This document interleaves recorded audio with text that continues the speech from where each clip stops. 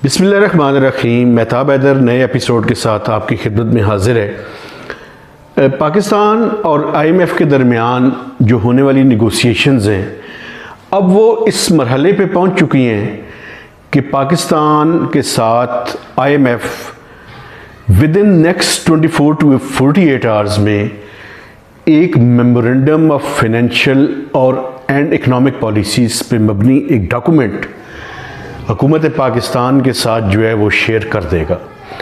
यानी इससे मुराद क्या है? इससे मुराद ये है कि जो मैक्रो इकनॉमिक और फिस्कल फ्रेमवर्क है उसके ऊपर बाय एंड लार्ज पाकिस्तान और IMF के दरमियान चीज़ें तय पा चुकी हैं। अब इसका प्रोसेस ये होगा कि जब MEFP का ड्राफ्ट पेश किया जाएगा तो उसके बाद पाकिस्तानी अथॉरिटीज़ 2 से 3 दिन उसके एक एक लफ्ज़ को पढ़ना चाहिए, उन्हें एक एक लफ्ज़ को, और एक दफ़ा नहीं, पूरी की पूरी इकनॉमिक टीम को बैठकर उसके एक एक लफ्ज़, एक एक सेंटेंस और एक एक जो उसके अंदर लिखी हुई चीज़ है उसको एक दफ़ा नहीं 10 दफ़ा पढ़ के उसके जो रिप्रिकॉशंस हैं पाकिस्तान की इकॉनमी के लिए सबसे पहले उनको अंडरस्टैंड करें और अंडरस्टैंड करने के बाद उसको क्लियर करें, और जिस चीज़ पे एतराज़ हो उस पे IMF को आगाह करें और उसको चेंज करवाएं। ये क्रिटिसिज्म नहीं है just for sake of clearing the perspective.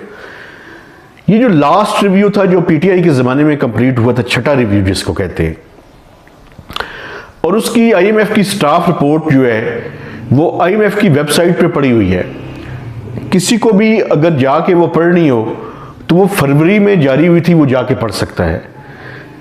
मैं समझता हूँ कि उस स्टाफ रिपोर्ट के अंदर ऐसी लैंग्वेज IMF ने इस्तेमाल की है जो कि पिछले 20-22 सालों में मैंने कभी नहीं देखी थी, और ये बुनियादी तौर पे उसकी सबसे बड़ी वजह ये है कि पाकिस्तान की इकोनॉमिक टीम की कैपेसिटी की कंस्ट्रेंट्स हैं, और नाअहली का लफ्ज़ अगर मैं इस्तेमाल करूं तो मैं समझता हूं बेजा ना होगा कि पाकिस्तान की इकोनॉमिक टीम की नाअहली है अगर उस MEFP की जो रिपोर्ट है या स्टाफ रिपोर्ट जिसको वो बोलते हैं, उसमें MEFP का एक पोर्शन है जिसको कहते हैं memorandum of financial and economic policies. आप उसको जाकर ज़रूर पढ़ें। तो अब क्या ज़रूरत है? ठीक है, हमारी मैनूवरिंग की स्पेस कम हो चुकी है, IMF ज़रा एट हायर उस पर खड़ा है और उनको पता है कि हम डेस्परेट बारबर हैं, लेकिन मैं समझता हूँ अभी भी अगर ठीक तरह से पाकिस्तान के प्रोग्राम को अच्छे तरीके से निगोशिएट किया जाए तो काफ़ी चीज़ें हम बेहतर कर सकते हैं। और ये जो है वो हमारी कमज़ोरी है कि हम अपनी चीज़ें ठीक तरह से पूरे होमवर्क के साथ IMF के सामने नहीं रख रहे, जिसकी वजह से हमें प्रॉब्लम हो रही है। मैं आपको एक मिसाल देता हूँ। GIDC, gas infrastructure development cess, उसके लिए गवर्नमेंट ने जब बजट पेश किया तो उसके लिए हुकूमत ने 200 अरब रुपए रख दिया। जब IMF के साथ निगोशिएशंस हो रही थी ये मौजूदा हुकूमत के ज़माने में, तो IMF ने कहा कि आपने जो सुप्रीम कोर्ट ने डिसीजन दिया है वो पढ़ा है, आप एक मेहरबानी करें अपनी मिनिस्ट्री ऑफ लॉ से ज़रा पूछ कर आएँ कि क्या आप ये 200 अरब रुपया रिकवर कर सकते हैं। बुनियादी तौर पे जल्दी में हमने वो किया हुआ था और वो 200 अरब रुपया रखा हुआ था, और IMF ने पॉइंट आउट किया। मैं समझता हूँ कि ये बड़ी ज़्यादती है, क्योंकि बुनियादी तौर पे 700 अरब रुपए का था जिसमें कोई 300 अरब रुपया रिकवर हो गया था, 405 अरब रुपया बाकी था, जिस पे सुप्रीम कोर्ट ने ये डिसीजन दिया था कि आप 25 इंस्टॉलमेंट्स में उसको रिकवर करें, लेकिन उसमें से 200 अरब रुपए पे जो है वो दोबारा से स्टे ऑर्डर हो गया, तो बाकी जो है वो सिर्फ 200 अरब रुपया रिकवर किया जा सकता है। लेकिन उसके अंदर प्रॉब्लम ये है कि आपने इंस्टॉलमेंट्स इस तरह से हैं कि आप मेरे ख्याल में 40 या 50 अरब रुपए से ज़्यादा, 40 अरब रुपए से ज़्यादा रिकवर कर ही नहीं सकते एक साल के अंदर। आप जब रिकवर कर ही नहीं सकते, आपने 200 अरब रुपया आपने बजट में लिख के दे दिया, अब आपको 30 अरब रुपया आपने रिवाइज करके 30 अरब रुपया रखा है उसके अंदर। ये बुनियादी वजह है जिसकी वजह से आपको मजीद टैक्सेशन के मेजर्स लेने पड़े हैं और आपको 170 अरब रुपया मजीद जो टैक्सेशन हुई है उसकी बुनियादी वजह वो वहां पे जो पैदा होने वाला था गैप उसको कवर करें। और दूसरा, आपने प्रोविंसेस का सरप्लस रख दिया 800 अरब रुपए, आईएमएफ ने उसको नहीं माना और वहां पे मेरे ख्याल में कोई 7 या 750 अरब रुपया, तो 50 अरब रुपए वहां से आ गए, 170 अरब रुपए यहां से आ गए, तो तकरीबन कोई 200 सवा 200 रुपए के नए टैक्सेस जो आपको लगाने पड़े हैं। उसकी बुनियादी वजह जो है वो ये गैप था जो जीएडीसी की वजह से क्रिएट हुआ लार्जली, और सूबों का सरप्लस ऑफ कोर्स उसका भी छोटा सा कंट्रीब्यूशन है। तो आपने इस तरह की बजट मेकिंग की, ये आपकी नाअहली और नालायकी को शो करता है। तो वो उस गैप की वजह से आपको सुपर टैक्स और में इजाफा करना पड़ा और 13 सेक्टर्स पे आपको जो है वो 10% का सुपर टैक्स लगाना पड़ा, और जो हाई इनकम अर्नर्स हैं उनके जो स्लैब्स हैं वो भी चेंज करने पड़े आपको। एडिशनल उन पे 1% से लेकर 4% तक आपने टैक्स लगाया। सैलरीड क्लास का तो मैं बुनियादी तौर पे आपको बता दूं, बुनियादी तौर पे ये आईएमएफ का स्ट्रक्चरल बेंचमार्क था जो पीटीआई की हुकूमत ने एग्री किया हुआ था, और पिछले 20 लाख पे इस पे मैं बात कर चुका हूं। तो आईएमएफ को ब्लेम करने के बजाय हमें अपने आप को ज्यादा ब्लेम करना चाहिए। हमारा आईएमएफ तो बेसिकली आपकी गलतियों की निशानदेही करके आपको नेगोशिएशंस में नॉकआउट करता है। अब आपने अगर अपनी तैयारी ठीक तरह से की हुई हो और एक के बजाय 2-3 प्लान्स हों आपके पास, तो आप बेहतर नेगोशिएट कर सकते हैं। आपने जब ये लूप होल और इतना बड़ा गैप क्रिएट करेंगे तो फिर आईएमएफ आपको अपनी विकेट पे ले जाके प्रिस्क्रिप्शन अपनी बयान करेगा, और ऐसी प्रिस्क्रिप्शन बयान करेगा कि आपके पास उसके अलावा फिर कोई हल नहीं होगा। फिर आपको ये नी जर्क मेजर्स जो हैं वो जल्दी में लेने पड़ेंगे। तो अब सिचुएशन ये है कि आईएमएफ जब ड्राफ्ट आपके साथ शेयर कर लेगा तो आपको एक एक लफ्ज, एक एक पैराग्राफ कई दफा पढ़ना चाहिए और पूरी की पूरी इकोनॉमिक टीम को बैठ के पढ़ना चाहिए, और उसके जो रिप्रिकॉशंस हैं उनके बारे में गुफ्तगू करनी चाहिए। उसमें जो चीजें चेंज हो सकती हैं वो चेंज करवाने की कोशिश करनी चाहिए, और within this week Pakistan और आईएमएफ के दरमियान स्टाफ लेवल एग्रीमेंट हो जाना चाहिए। चूंकि स्टाफ लेवल एग्रीमेंट जब होगा तो उसके नतीजे में आपके मल्टीलैटरल और बायलैटरल से आपको पैसे मिलने शुरू होंगे। अब आखिरी बात करके मैं आपसे इजाजत चाहूंगा कि आईएमएफ का प्रोग्राम क्यों जरूरी है। आईएमएफ, मैं अक्सर बहुत पढ़े लिखे लोगों से जो कि मुख्तलिफ इंपॉर्टेंट पोजीशंस पे काम कर चुके हैं, लेकिन वो सिर्फ अपने पर्सपेक्टिव से चीज़ों को देखते हैं। मैं अभी सुन रहा था कि जी एक आईएमएफ का $1 बिलियन लेने के लिए आप ये क्यों कर रहे हैं, आप $1 बिलियन कहीं से भी जनरेट कर लेते या अपने 200 अरब रुपए का टैक्स रेवेन्यू ज़्यादा जमा कर लेते तो इसके बराबर हो जाता है। लेकिन मैं आपको ये बताना चाहता हूँ, देखिए पाकिस्तान की इकॉनमी के 2 अकाउंट्स हैं, एक आपका इंटरनल अकाउंट है, एक आपका एक्सटर्नल अकाउंट है। इंटरनल अकाउंट में एफबीआर का जो रुपया है, जो शॉर्टफॉल हो, वो आप किसी न किसी तरीके से बैंकों से कर्जा लेके पूरा कर सकते हैं, डोमेस्टिक बैंकों से भी। एक पाकिस्तान का एक्सटर्नल अकाउंट है, वो एक्सटर्नल अकाउंट डॉलर्स पे मुश्तमिल है, और हमारा जो प्रॉब्लम अभी चल रहा है वो एक्सटर्नल अकाउंट, इंटरनल अकाउंट का भी है। Internal account basically demand generate करता है, जब लोगों के हाथ में पैसे ज़्यादा आ जाते हैं तो फिर वो ब्रांडेड चीज़ें, मैंने आपको पहले भी बताया होगा कि वो इम्पोर्टेड चीज़ें खरीदते हैं। और फिर मैं सिर्फ यही नहीं है, ये एक साइड ऑफ द स्टोरी है। दूसरा प्रॉब्लम और भी है हमारा कि हम वो रॉ मटेरियल और वो इंटरमीडिएटरी गुड्स भी उतनी तादाद में या उस तरह की पैदा नहीं कर रहे या प्रोड्यूस नहीं कर रहे कि जिसके नतीजे में हम अपनी एक्सपोर्ट्स को भी जो है वो जारी रख सकें इंपोर्ट्स को कम करके। ये भी एक डीप इन डेप्थ एनालिसिस की ज़रूरत है कि हमारी एक्सपोर्ट्स ना बढ़ने की एक वजह ये भी है कि हमारी इंपोर्ट के ऊपर बहुत ज़्यादा डिपेंडेंस है, और वो हम किस तरह से उसको सब्स्टिट्यूट कर सकते हैं, इसके बारे में गुफ्तगू बहुत होती है, लेकिन इन डेप्थ एनालिसिस करके इसकी प्रिस्क्रिप्शन, इसकी एक शॉर्ट, मीडियम और लॉन्ग टर्म प्लान है, जब तक पाकिस्तान नहीं बनाएगा तब तक हमारी एक्सपोर्ट्स भी नहीं बढ़ सकेंगी। तो बड़ा एक कॉम्प्लेक्स जो है वो सिचुएशन है।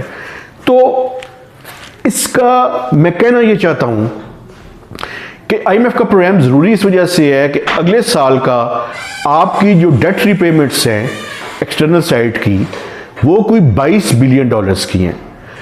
$22 बिलियन के बाद आपने जो करंट अकाउंट डेफिसिट अगले साल का प्रोजेक्ट किया हुआ है वो कोई 9 to 12 बिलियन है। अगर 12 बिलियन को आप रख लें तो 22 और 12 ये कुछ 34 बिलियन डॉलर हो गए, और 6 से 7 बिलियन डॉलर्स आप अपने रिजर्व्स में इजाफा भी करना चाहते हैं। तो मिनिमम जो अगले साल की डॉलर्स की रिक्वायरमेंट है हुकूमत पाकिस्तान की, वो कुछ 40 से 41 बिलियन डॉलर्स की बनती है। ये 40 से 41 बिलियन डॉलर्स नहीं आ सकते जब तक आपके पास आईएमएफ की बैकिंग नहीं होगी। आईएमएफ की बैकिंग से मुराद क्या है मेरी, जब आप आईएमएफ के प्रोग्राम में होते हैं तो आपको world bank, ADB, Islamic development bank के जो बजटरी सपोर्ट के लोन हैं उसके लिए वो आईएमएफ के एक लेटर ऑफ कंफर्ट की तरफ देख रहे होते हैं। ये जो आईएमएफ का स्टाफ लेवल एग्रीमेंट और अप्रूवल है, ये उनको कंफर्ट देता है कि पाकिस्तान के मैक्रो इकोनॉमिक फंडामेंटल्स आईएमएफ ने चेक कर लिए हैं, स्क्रूटनाइज कर लिए हैं, और उसके बाद वो अपनी बजटरी सपोर्ट जो है वो खोल देंगे। तो तकरीबन 8 से 10 बिलियन डॉलर्स तो हमें यहां से आ जाएंगे। फिर बायलैटरल्स, मैंने एक स्टोरी की सऊदी अरब के बारे में, बड़ी तनकीद हुई और मुझसे ये कहा गया जी आपने बड़ी गलत स्टोरी की है, आप इस पर अपॉलॉजी करें। मैं आज भी उन सब देखने वालों से कह रहा हूं कि अगर मेरी स्टोरी गलत साबित हुई तो मैं बिल्कुल पब्लिकली अपॉलॉजी करूंगा, लेकिन मैं अभी तक अपनी स्टोरी पे कायम हूं। और सऊदी अरब क्या कह रहे हैं और बाकी बायलैटरल्स क्या कह रहे हैं, वो ये कह रहे हैं कि भाईजान जब तक आप आईएमएफ के प्रोग्राम में नहीं जाएंगे हमें पता नहीं चलेगा कि आपकी एक्सटर्नल साइड की क्या रिक्वायरमेंट्स हैं।